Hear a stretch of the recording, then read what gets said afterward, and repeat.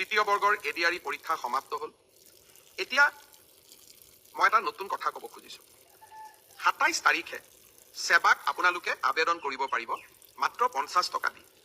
যে আপোনালোকে যিখন OMR চিট লিখিছিলে সেই OMR চিটৰ এটা ফটোকপি আপোনালোকক লাগে বুলি। অৰ্থাৎ আপোনালোকে লিখি থৈ অহা OMR চিটখন 27 তাৰিখৰ পৰা সেৱাৰ কাৰ্যালয়ত আবেদন কৰি সেৱাই তাৰ ধুনীয়া বিজ্ঞাপন দিব কেনেকে আবেদন কৰিব লাগে। আপোনালোকে চেণ্টাৰত জমা দি থৈ অহা OMR চিটটো এইবাৰ আপোনালোকে 50 টকা জমা দি সেৱাৰ পৰা লৈ আহিব পাৰিব। ফটোকপিৰ খৰচ 50 টকা। ঘৰত লৈ আহি OMR চিটটো এইবাৰ আপোনালোকে পৰীক্ষা কৰিব পাৰিব যে মই শুদ্ধ উত্তৰ দি আহিলো নে নাই। শুদ্ধ উত্তৰটো কি?